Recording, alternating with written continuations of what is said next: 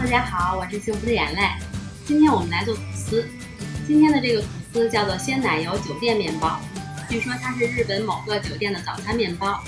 配方里面加入了鲜奶油，而且在最后烘烤之前，表面挤了一层黄油，这样烤出来以后，面包有很浓郁的奶香味儿。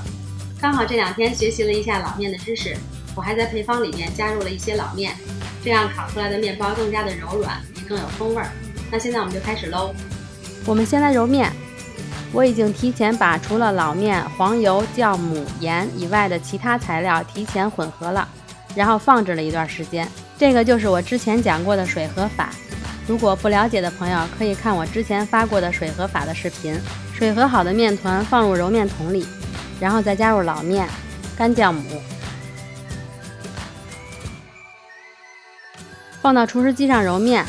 最开始可以先用3档揉个3-5分钟，然后再转4档。等把酵母和面团揉均匀了，再加入软化的黄油和盐。加入黄油以后，先转3档揉，等黄油揉进去了，再转4档揉。每3到5分钟检查一次面团的状态。最后揉好的面团就是这样子的，面团可以拉出薄膜，这个破洞光滑，没有锯齿，面团很有韧性，不会一拉就断，这样子就揉好了。做吐司我们一定要揉到这样子的膜才可以。揉好以后测一下面团的温度，我们要确保揉好的面团温度不能超过26度，尽量控制在24到26度之间是最好的。如果不知道怎么控制温度的话，可以看我之前发过的揉面视频。然后把面团稍微整理一下，让它表面光滑。把面团放在一个容器里，表面盖上，让它在室温下发酵。发酵温度不要超过28度，如果室温高于28度的话，建议把面团放到冰箱里冷藏发酵，或者开空调发酵。现在天气热，建议大家30分钟就检查一次面团的状态。手指蘸一点干面粉，在面团里戳一个洞，我们可以看到这个洞口有轻微的回缩，这样子就说明已经发酵好了。然后把面团倒出来，不用排气，给它平均分割成4等份。然后把面团整理成表面光滑的圆形，滚圆的时候也不用把所有的气体都排出去。如果气体排得太干净的话，这样面筋就会比较紧，松弛的时间就会加长。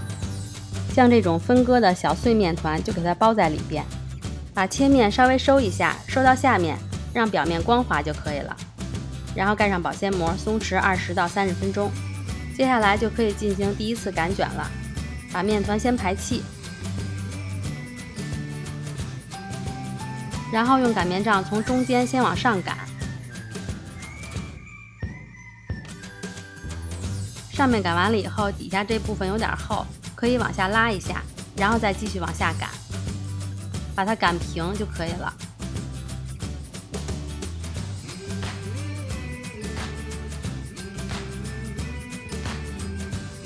面团翻面，底边不要压薄，把它拉宽，从上到下卷起来。这样擀完以后，盖上保鲜膜，松弛20到30分钟。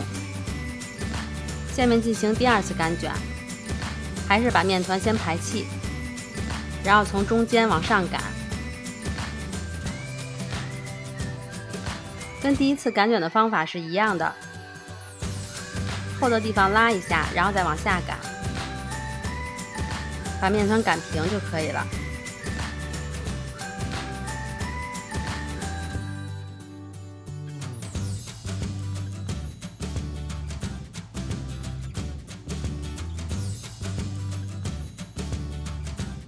翻面，底边拉宽，再从上到下卷起来，每卷一下都按一下接缝处。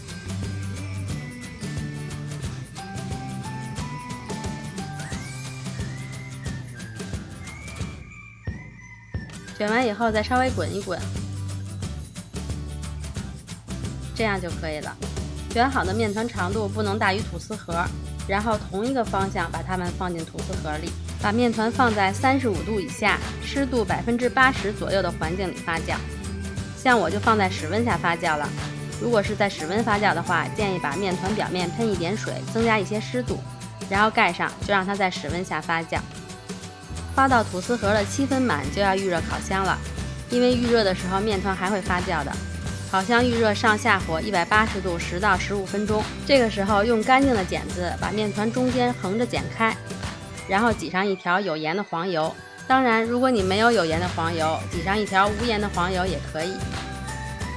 等面团发酵到8分满，就直接送入烤箱了，放到烤箱的最下层，用上下火180度烤40分钟左右。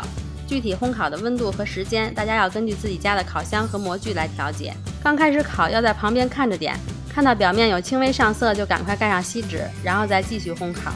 烘烤结束就马上取出来，先震2下模具，把里边的热气震出来，然后把面包脱模。刚烤好的面包表皮是比较硬的，把它放到还有一点余温的时候，用保鲜袋装起来，等它凉透以后，表皮就会回软了。加了老面和淡奶油的面包，组织和口感都非常的好，而且这个面包是低糖的，非常适合早餐做三明治吃。这个面包因为它是低糖的面包，烤的时候不太容易上色。大家可以根据平时的烘烤温度再增加个10度，或者延长一些时间，这样烤出来的颜色就比较合适了。好了，那这星期的面包就到这里了。如果大家做的这款面包，欢迎到我的新浪微博我来交作业。我的面包教程每周5都会定时更新，欢迎大家来关注我，我们一起做面包。我们下次再见啦！